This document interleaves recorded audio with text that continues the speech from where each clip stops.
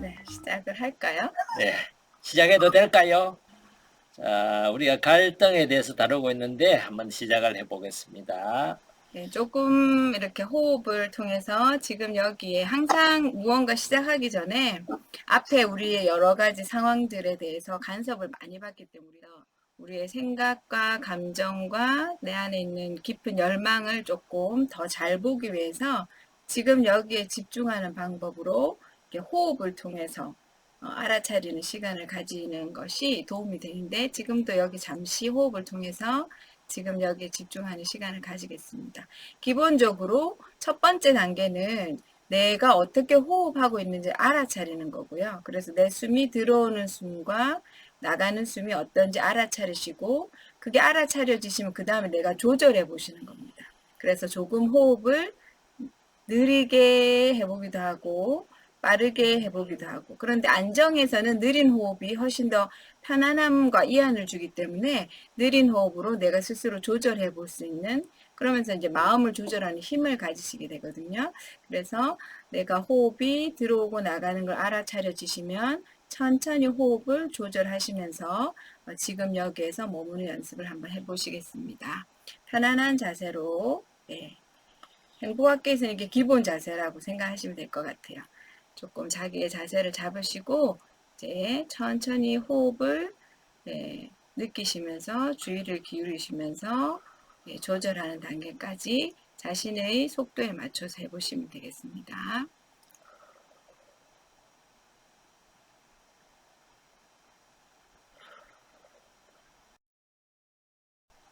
네, 호흡에 주의를 기울이시면서 편안해진 마음으로 제가 이렇게 낭독하는 기도를 같이 마음속으로 바치시면 되겠습니다. 오 하느님, 제가 스스로 변화시킬 수 없는 것들에 대해서는 그것을 받아들일 수 있는 평온함을 주소서. 만일 제가 스스로 변화시킬 수 있는 것들이라면 그것을 변화시킬 수 있는 용기를 주소서. 그러나 무엇보다도 제가 변화시킬 수 있는 것과 변화시킬 수 없는 것을 진정 분별할 수 있는 지혜를 주소서. 하루를 살아도 한껏 살게 하여 주시고 한순간을 즐겨도 한껏 즐기게 해 주시며 고난은 평화에 이르는 길임을 받아들이게 해 주소서. 아멘. 네. 천천히 호흡을 다시 주의를 기울이시면서 눈을 뜨시고 이 자리에 오시면 되겠습니다. 네. 눈 감고 있다가 눈 뜨시니까 5분 전 세계와 어떻게 다르게 보이시나요? 예. 아주 잠깐이지만 마음을 이렇게 마음의 주인이 되는 이런 시간을 자주 가지시면서 하루의 삶에서 좀 더 깨어있는 시간을 누리실 수 있습니다. 지난주에는 갈등이라는 게 그냥 모든 삶에 있는 거고 피할 수 없는 거고 당연한 거고 이 갈등에 또 문화적인 영향도 안에 들어오는데 갈등을 어떻게 바라보는가 그 시각이 이 갈등을 다루는 첫 번째 출발점이라는 걸 조금 같이 이야기를 했고요. 그래서 내가 어떻게 갈등을 대하고 있는지 나의 대처 방식 또 알아차리는 시간을 가졌고 그리고 갈등을 대처하는데 하수가 있고 초급, 중급, 고급 이렇게 단계가 있는 갈등 대처의 어떤 단계도 한번 같이 알아봤습니다. 오늘은 조금 더 구체적으로 이 갈등을 내가 어떻게 건설적으로 대처할 수 있는지 그 부분에 대해서 조금 같이 나눠보는 시간을 가지겠습니다. 예. 코로나 시절의 가정의 갈등이 이렇게 굉장히 많이 이렇게 정폭이 되었다는 것을 지난 시간에 들으셨을 겁니다. 근데 오늘처럼 날씨가 더워지면은요, 이 또 갈등이 또 높아져요. 영국에서는 축구를 즐기는데 축구하는 날에는 가정 갈등이 일어난대요. 이겨도 갈등, 져도 갈등이 일어난다고 그럽니다. 지난번에 뉴스에서 그 유럽에서만 서로 이제 유럽 나라에 속하는 그런 국가들끼리 이제 축구를 했는데 영국이 막판 결승전에서 이태리에게 졌어요. 그때 영국의 그 국민들이 막판에 그 승부차기를 해가지고 치고 나서 그 보이는 그 폭력적인 모습들이 계속 뉴스에 나왔는데 예전보다 훨씬 더 심각해졌다는 생각이 이렇게 들어요. 점점 사람들이 마음 안에 어떤 그런 부정적인 감정들을 억누르고 살아가는구나. 그 원인들이 어디에서 비롯되는지는 사람마다 조금씩 다르겠지만은 이렇게 쉽게 표출할 수 있는 곳이 그렇게 없구나 하는 것을 많이 느껴요. 왜냐면 일상에서 쌓이는 거는 어쩌면은 또 자연스러운 건데 그거를 건강하고 자연스럽게 표출해내는 어떤 그런 배출구라 그럴까요? 감정의 부정적인 억압된 감정 배출구가 있으면은 조절할 수 있는 힘이 있는데 그런 배출구가 없다 보면은 누르고 나중에 압력이 높아지고 나서 뚜껑을 열면 어떻게 돼요? 뚜껑이 그냥 날아갑니다. 그냥 쉽게 열 수 있는 게 아니라 그러다 보니까 자기도 모르게 거칠고 폭력적인 어떤 그런 반응들이 많이 나오는 것을 요즘 뭐 곳곳에서 봅니다. 총기 사고라든지 그냥 우발적인 범죄라든지 이런 것들이 우리 안에 억압된 감정에 의해서 일어날 때가 참 많다는 것을 이렇게 보게 되죠. 예. 이 가족의 갈등들을 다루는 전문가들이 보면은요, 갈등은 아까 소장님 말씀대로 피할 수 없는 거기 때문에 어느 가정이든 어느 사회건 또 어느 직장이나 조직이건 갈등은 있게 마련인데 이거를 풀어가는 핵심 키워드가 뭘까 이걸 보니까요 보통 두 가지로 잡아요. 하나는 뭐냐 하면 소통 방법이라는 거예요. 어떻게 소통을 하느냐 하는 소통 방법이 하나의 키워드고 그래서 가정의 문제들을 가족 간의 어떤 관계 문제들을 다룰 때 보면은 소통 방식을 다르게 이렇게 익히도록 계속해서 이렇게 훈련시키고 가르치고 그 소통 방법을 어떻게 하는 것이 효과적이다는 것을 연구해낸 결과들이 엄청 많습니다. 그런 게 하나 있고요. 또 하나 이 가정의 갈등이나 조직의 갈등을 풀어가는 방식 하나가 그 가정이든 그 조직, 특히 가정의 구조가 어떻게 형성이 되어 있고 이 구조가 상호 간에 어떻게 작동하도록 이렇게 흐르고 있는지를 이렇게 바라보는 그래서 어떤 가족의 역동이라고 표현하기도 하고 또 가정의 어떤 그 형성된 구조나 체계라고도 얘기를 하고 그런 이름으로 말하는데 이제 한마디로 상하 관계로 형성이 되어 있느냐 지배 종속 관계냐 한마디로 명령하고 듣는 어떤 그런 서열 관계 우리 한국 문화에서는 아주 보편적인 그런 문화 중에 하나가 서열 문화잖아요. 이 상하 관계가 딱 있는 거죠. 어른은 아이들에게 말도 놓을 수 있고 명령할 수 있고 하는 것이 문화 중에 은연중에 들어가 있단 말이에요. 그러면은 아이들은 부모에게 효도해야 되고 부모 말씀 잘 들어야 되고 어른의 말을 따라야 된다는 그런 어떤 가치관이나 사고방식 그런 어떤 문화를 가지고 있는 그런 어떤 것으로 형성되어 있는 조직이나 구조라면은 어른들은 편하겠지만 아이들은 어떨까요? 힘들어요. 내적 갈등이 일어날 수밖에 없고 그 갈등을 드러내고 표현하는 것은 어른의 입장에서는 반항이고 못된 애가 되는 거고 아이 입장에서는 그렇게 반항이나 그렇게 저항하지 않으면은 자기 안에 있는 그런 갈등이나 힘든 걸 풀어낼 수 있는 방법이 길이 없다는 거죠. 그런 어떤 구조나 그런 어떤 시스템 이런 것들이 이제 가족의 갈등을 해결하기 어렵게 만드는 그래서 다시 재구조화를 시키려고 그러고 안에 시스템을 가족의 시스템을 서로 관계 맺는 방식을 새롭게 형성하고자 함으로 해서 가정의 갈등을 해결하고자 하는 그래서 크게는 보면은 이 두 핵심 키로 가정 문제를 이렇게 많이 다루고 있습니다.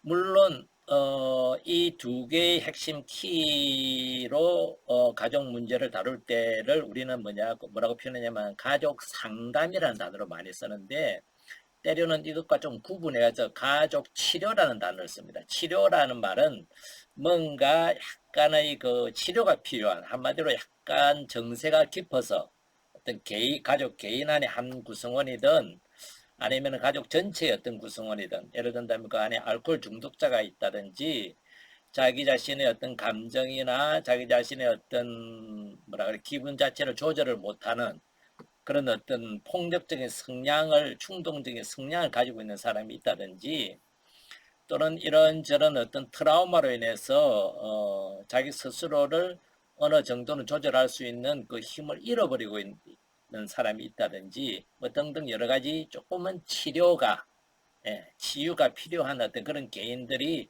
가족의 구성원으로 같이 있을 때 보여주는 어떤 가족의 어떤 역동들이 또 다를 수 있거든요.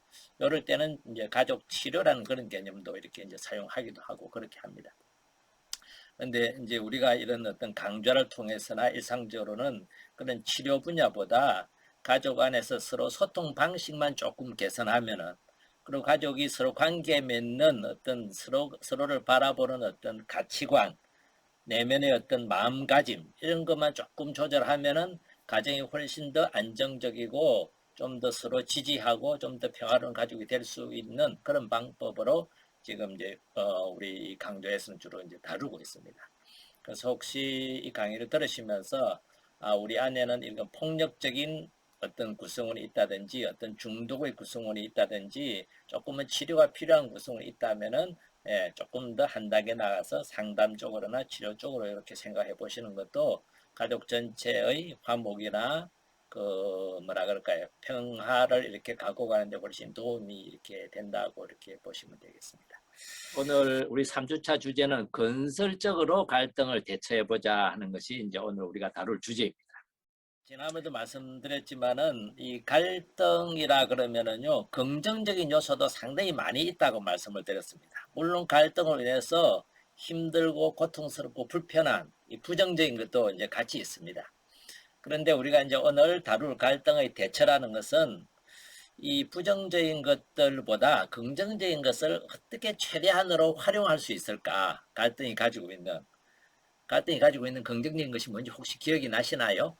잊어버리시는지 모르겠는데, 갈등은 억압된 감정들을 이렇게 표출해 주기도 하지만은, 상대가 어떤 것을 힘들어하고 지금 어떤 마음을 가지고 있고 지금 상대가 가지고 있는 다양한 모습들을 더 잘 알 수 있는 기회라고 말씀을 드렸습니다.